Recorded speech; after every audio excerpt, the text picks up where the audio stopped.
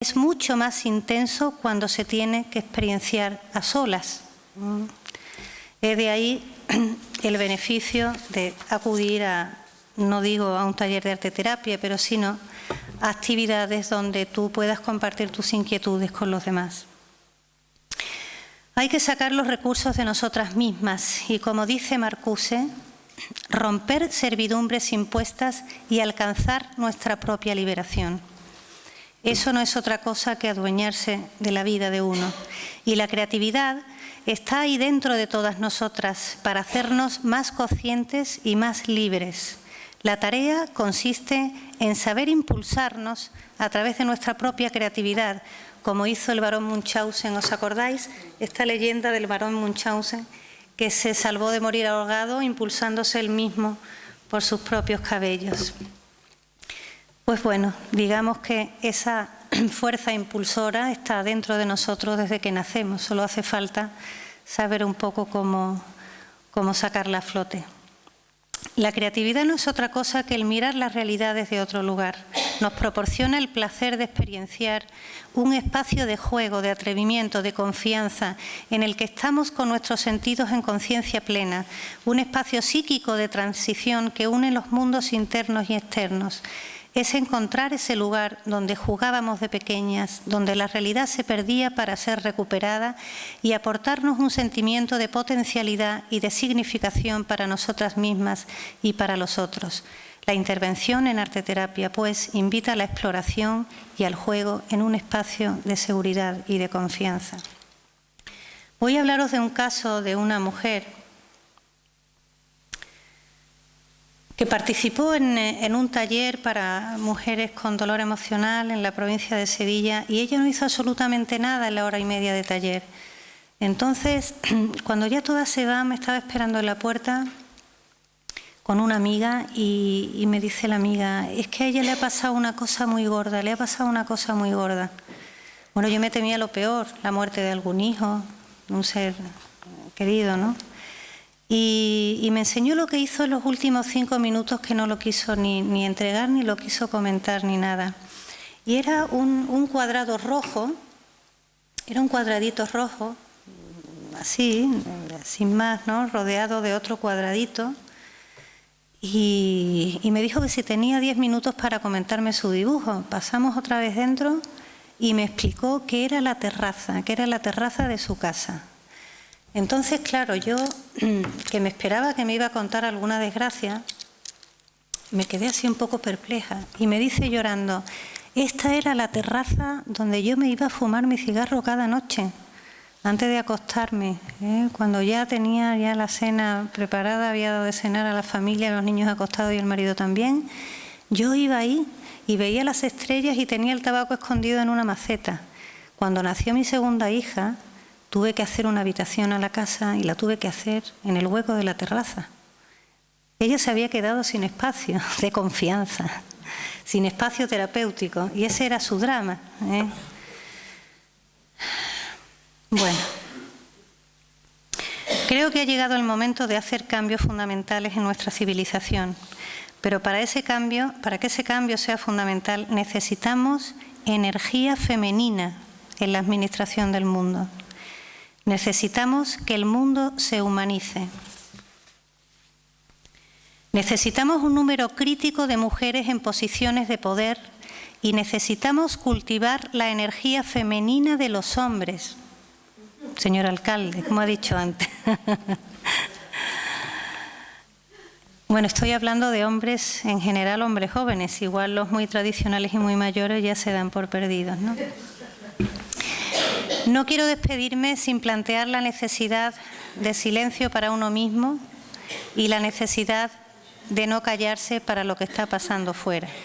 A eso Franco Berardi, filósofo italiano, le llama activismo. Nosotros los artistas le llamamos artivismo. Con respecto al primer matiz, es primordial recuperar la idea sagrada del silencio y transitar sus parajes reflexivos. Pero la sociedad de hoy ha impuesto un ritmo sostenido por el aturdimiento de la materia y parar nos aterroriza. María João Pires, una pianista portuguesa que actualmente vive en Brasil y que promueve proyectos de desarrollo cultural comunitario con niños de la calle de Sao Paulo, dice así: la gente tiene miedo al silencio, que no es ausencia, sino todo lo contrario. Es esa voz interna que nos dice sin palabras quiénes somos verdaderamente, y eso asusta a cualquiera. El encuadre terapéutico hace más dulce ese mirarnos en el silencio, porque es un espacio compartido con el otro, con el silencio del otro. Déjame que me calle con un silencio tuyo, escribió Neruda. El espacio de silencio sirve para limpiar la palabra y eso es algo mágico que aporta control, autoconfianza y autoestima. Para terminar, me gustaría hablar de la necesidad de no callarse en el afuera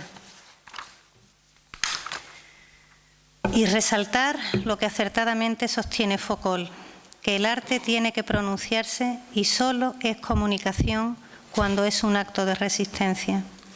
Hace casi 4 años que inicié un proyecto de investigación en prácticas artísticas y derechos humanos, objeto de mi tesis doctoral, lo que me ha llevado a comprobar que cada vez son más necesarios los espacios que hagan visible la irracionalidad del mundo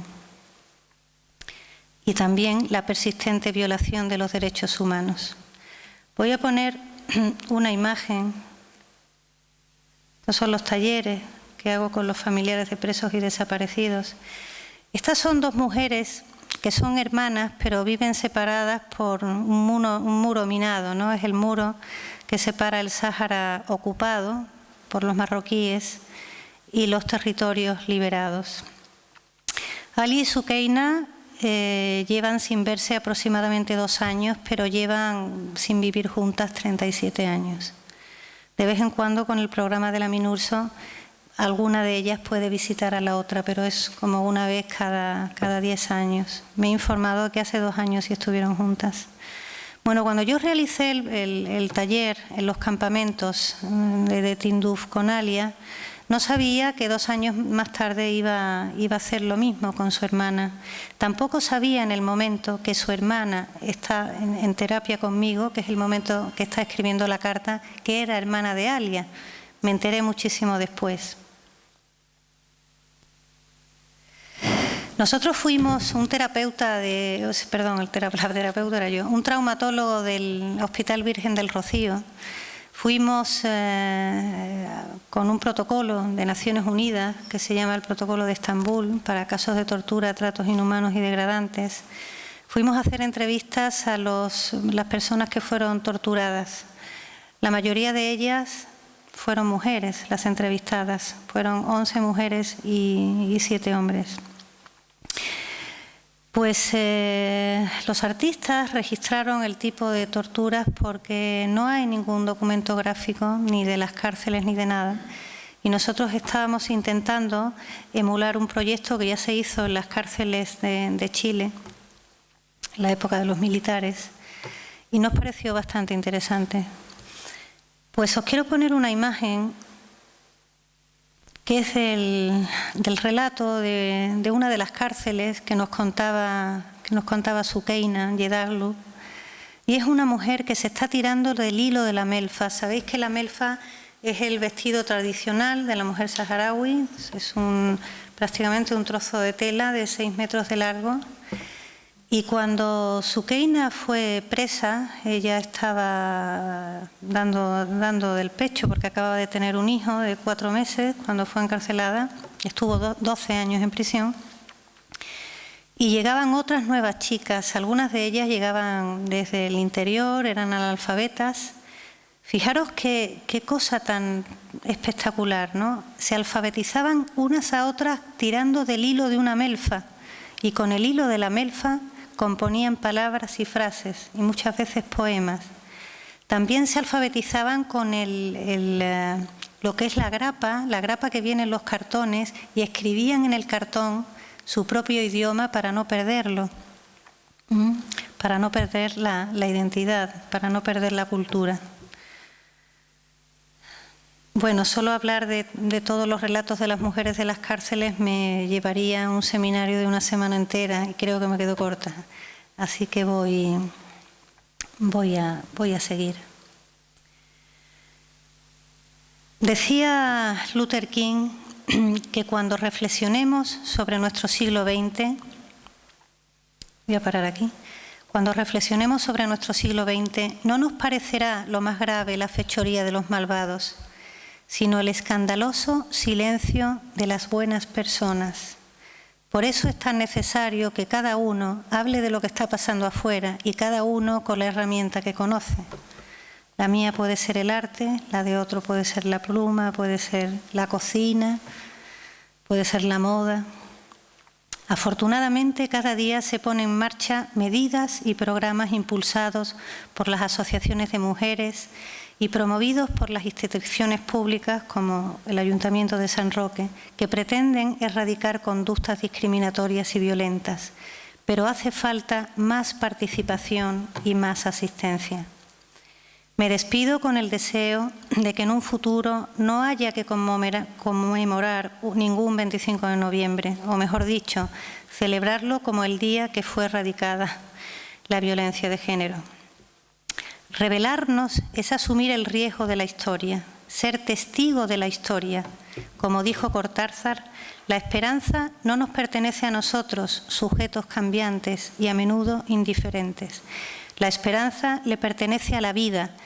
Es la vida misma defendiéndose incluso de nuestra peligrosa tendencia a la pasividad y al abandono de la lucha. Activemos lo que nos hace ser seres humanos completos. Echémosle una mano a la esperanza. Esto lo dice Joaquín Herrera Flores en la Reinvención de los Derechos Humanos. Bueno, pues creo que es hora de arremangarnos, de ponernos de pie, de que nos pongamos a trabajar apasionadamente, que intentemos crear un mundo más justo. Creo que si uno trabaja pensando que va a cambiar el mundo con la pequeña acción que haga, da igual por pequeña que sea, yo creo que los resultados son muy gratos. Y bueno, creo que es posible un mundo mejor y el lograrlo será nuestra gran obra de arte, la de todos nosotros. Muchas gracias.